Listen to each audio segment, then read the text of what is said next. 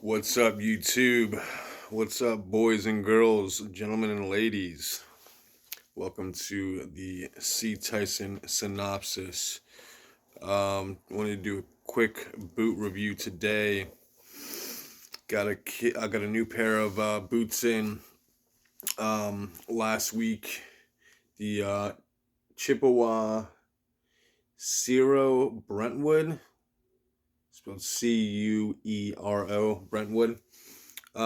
It's a lace-to-toe boot, also known as a roofer boot, also known as a monkey boot, also known as a railroad boot.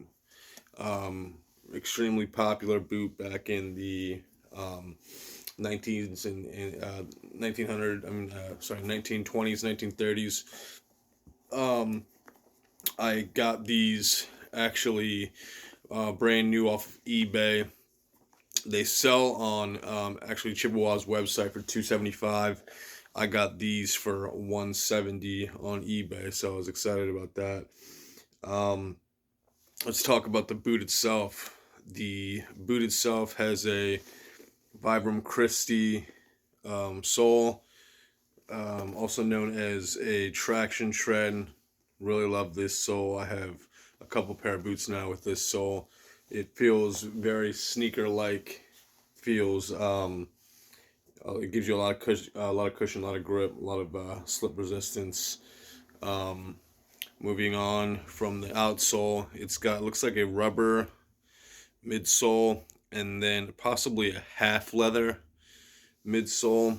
So it's got a leather midsole and then like a half leather midsole to give it a little bit of a heel.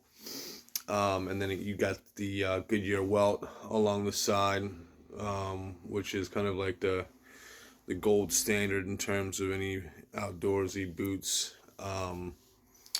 Makes it easy to resole, so if I ever wanted to take these to shoe cobbler, they'd be able to resole these for me pretty easily. Not to mention, only with the outsole, a lot of these brands, they'll do a recreation of the Vibram Christie sole using their own materials, but this is actually straight from Vibram, so really nice. The leather is a full grain cowhide leather. Chippewa didn't say anything about the leather in the on the website, so I don't know exactly where it's sourced. It looks like it's crafted in America. It's crafted in the U.S., but with imported materials, so kind of halfway made in America. It's got kind of like a reddish brown type of color to it. It's actually really nice. I kind of like it. I added a little bit of polish and wax to it to kind of just give it a nice little shine. It comes with a standard black, I believe it's a black cotton lace. I actually exchanged them with a thicker brown leather lace. I'm a big fan of leather laces. I think they look cool. And this is also a really thick leather lace, so that doesn't come standard with it, but everything else is standard. Like I said, comes with black cotton lace, similar to kind of your traditional Timberland lace, but it's all black. One thing that I like about the roofer boot is the kind of lace to toe construction. It goes all the way down to that toe box. The reason being is because roofers, they're constantly kind of kneeling. So with that kind of aesthetic, if you're going to be kind of basically bending the boot over like that, you're not going to get the same heavy creases in the toe box because the toe box is so high. So it kind of will retain its shape as time goes on.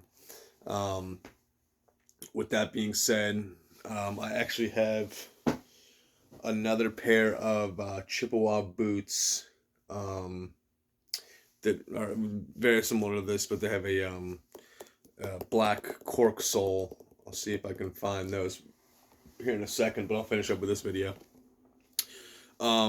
Yeah, I mean, this boot is pretty great. I think that one of the things that I did want to mention, I got this in a 9.5 double E, which makes it a wide. I normally wear a 9.5 D. So when I got it, it was a little bit too loose. It almost fit like a 10, basically a half size too big. So what I did was I went ahead and bought a thick orthotic sole, put that in there. Um, that's one thing that you can do. Another thing that you can do to make a boot fit a little bit tighter, grab a what's called a heel cap. Basically, you put it right. It's like a little thing that you have that you can put right on the heel. It's like an adhesive that you can put right on the heel. It'll kind of push your foot up a little bit more. It's meant for preventing heel slippage, but you can use that to create less space in the shoe itself. Another thing you can do is just throw on a couple pair of wool socks. That seems to help. But with the summer coming around, I thought the insole would be better because I'm not going to really be trying to wear 2 pairs of wool socks. In the wintertime, I might do that. Another thing that you can do is get what is called a tongue. What is it called? It's basically a piece of material that you can put underneath the tongue. That's kind of going to give you some added protection, but also create less space in the actual shoe cavity itself. You could go with just like a regular leather outsole, but I went with the super thick orthotic sole. That seemed to really help. Another thing you could do if there's a lot of space is you can just bunch up a little bit of toilet paper and shape it in a way to where you can throw it right at the end of the toe box. So when you put your foot in there, it feels as if you have a snugger fit. So there's just a couple quick hacks. I've heard some people say that you can get the boot wet and then try to let it dry out, and that will just kind of give you some shrinkage. But for me personally, I didn't want to kind of mess up the leather too much. The buyer originally said that there was some type of factory, glitch on these. And there's a small brown area right here on the leather, but other than that, I mean, they came in awesome. So I got them for less, $100 less than what they normally charge. So was pretty excited about that. Let me see if I can't find my other Chippewa so I can show you guys those. I've been loving these Chippewa boots recently. They just come with a lot of cool stuff. Oh, here we go. I think Chippewa Boot Company is just like probably one of my favorite right now. They're not quite as expensive as Red Wings, but you still get the same kind of made in America type of quality. This is the other pair of Chippewa Roofers I got. These, I could not find the barcode to look up the actual name. The ones I just showed you were called the Cuero Brentwoods. I have no idea what these ones are. I got these also on eBay. These were brand new as well, or if not brand new, close to brand new. They didn't have any wear on the sole at all, so they might have been tried on. The crazy thing about these and the sizing of these actually say that they're a 7.5, which is crazy. It says they're a 7.5 double E, which is crazy because I wear a 9.5. And when I got them on eBay, they were listed as a 9.5. But I asked the seller, I'm like, why does it say 7.5 in there? And they couldn't give me a real clear answer on that. But they basically told me, the inside, is measuring to be basically a 9.5, which I would, to be honest with you, it's probably closer to a 9. So you're basically, I don't know why it's listed as a 7.5. Maybe it's a European shoe. Or I have no idea.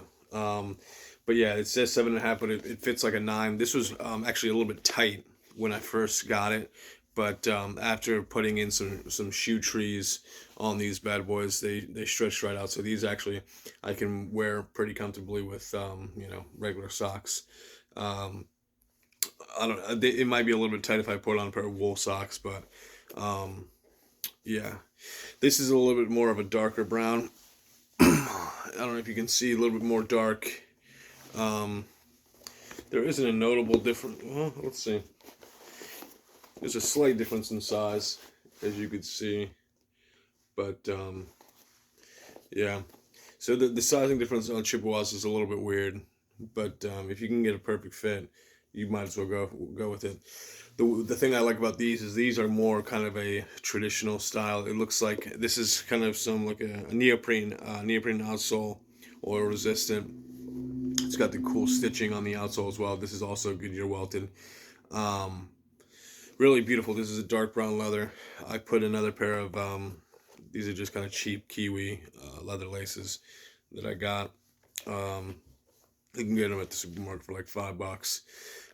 This shoe, I'm assuming, is an older style that they might have just kept around and never wore. Because even the kind of logo they have on the inside of the shoe is not the same as the Brentwood that I have. But nonetheless, love these styles of boots. If you can find a pair of roofers, they're just super cool. This one has a nice block heel as well, so I love that. Yeah, other than that, I got another pair of roofers coming in. It's from a Indonesian bootmaker called Renav Goods Co. That should be coming within the next month or so. They're made to order shoe, so it takes about 3 to 4 months to come in. So that'll be coming up next. I'm gonna drop a Buccaneers video probably tonight, just recapping the draft and then the schedule release. Didn't do a video on that yet because we picked 32nd, and usually the team that wins the Super Bowl doesn't have a whole lot to talk about after the draft, so wasn't that pressed to make a video about it. But yeah, boots and bucks, that's what I'm making videos on about right now. If you like the content, help me out. I got a couple subscribers, but it costs nothing to subscribe. It helps me out a lot. Trying to build the channel to get to some more people. I think boots is a little bit more of a universal kind of topic, whereas my Buccaneers videos is just kind of something personal to me that I'm interested in, and it's more regional. So, but yeah,